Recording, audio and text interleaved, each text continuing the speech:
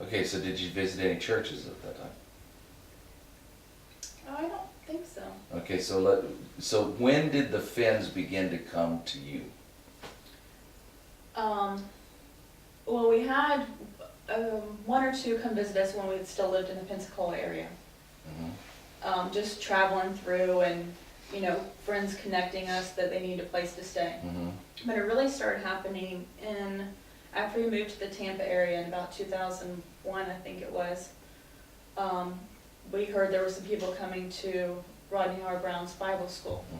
And they didn't know anyone in the area and they kind of needed some help to get started. Ah, okay. But it was, God had already put it in our hearts that we wanted to host people. And we were actually living in a 2-bedroom apartment with our 2 kids, and a couple came and they stayed with us in that little apartment. Oh, really? Yeah, but it was about a month later when we found our house.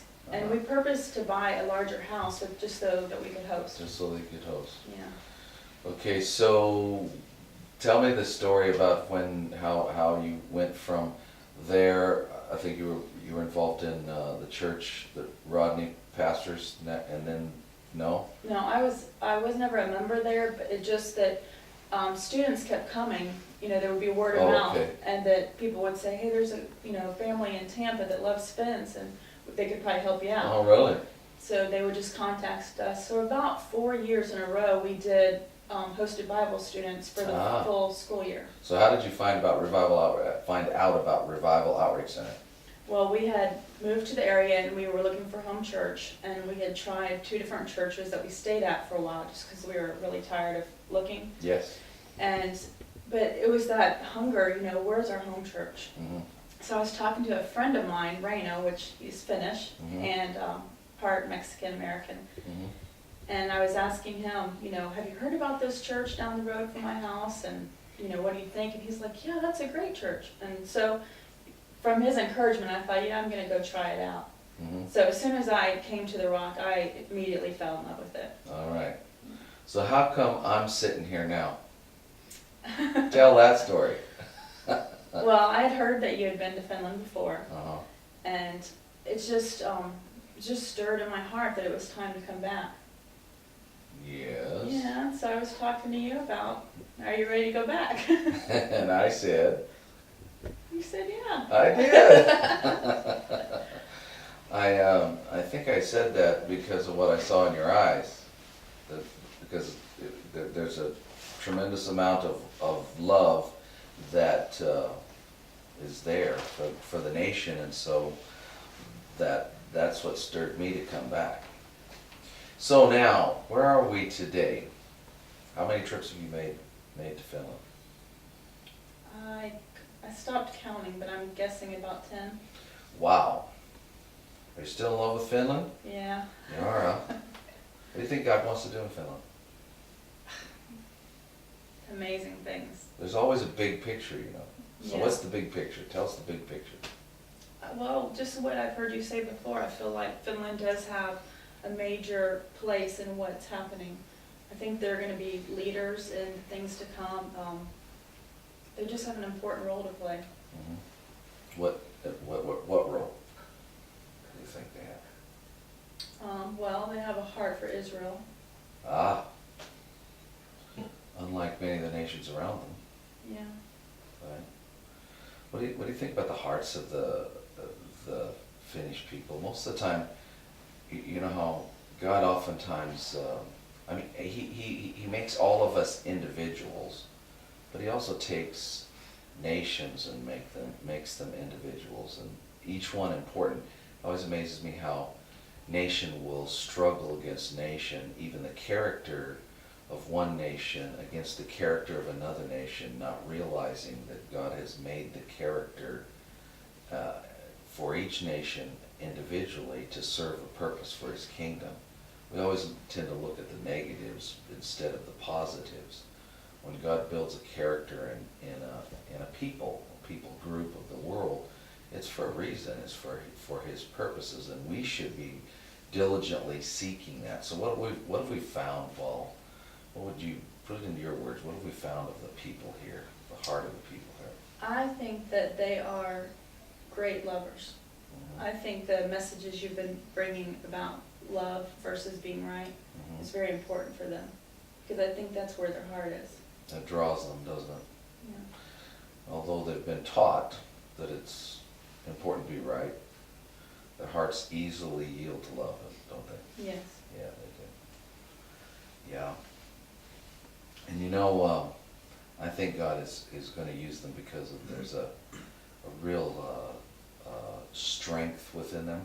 If you go back to they have a history here that we in America don't have, you know. I mean, things are, the richness, a church built in the other day we went to Turku and we were in a church that was built in the 1300s. I mean, we don't even have history that goes back that far. And so it's a strange thing, it's almost an overwhelming thing to us to be in the midst of European history like this.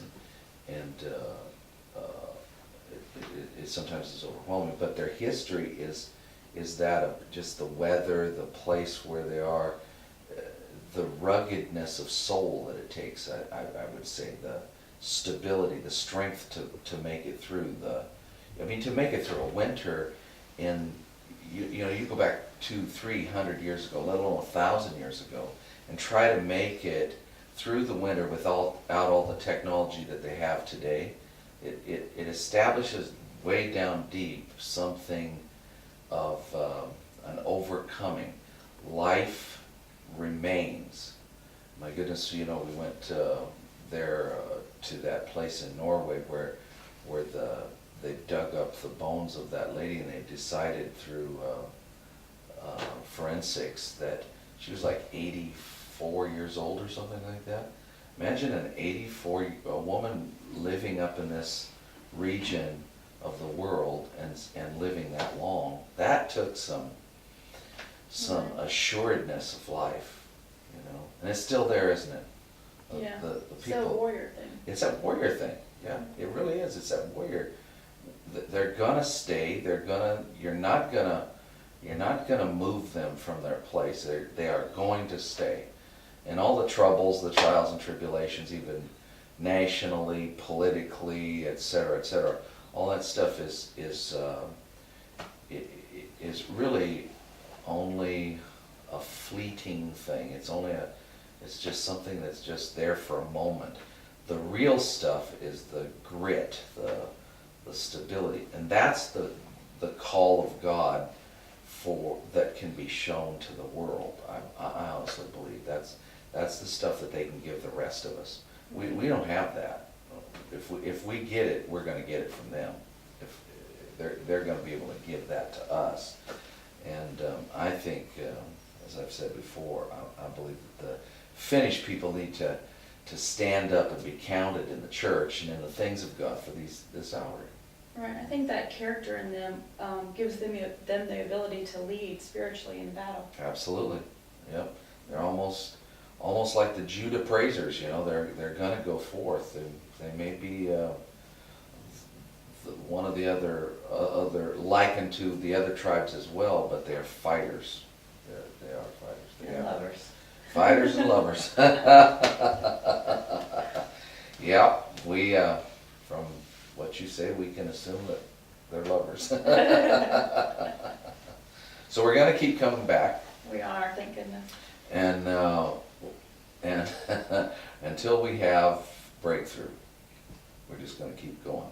Like them, they won't give up, we're not giving up. Yeah. Right? And as much as we love them, I think they've fallen in love with us too. You think so? Yeah, we've had a lot of people come, you know, to Florida to visit, you know, what's going on in Florida. And I think now at our church at the Rock, we've had more Finns visit than probably any other nation. Probably so. Yeah. Yep, and we've had a lot of nations. Yeah. A lot of people from a lot of nations. As an international church, but it's true. Yep. So what do you want to say to the Finns? I would say, Minä rakastan sinua. I have no idea what that means. But I bet you it means I love you.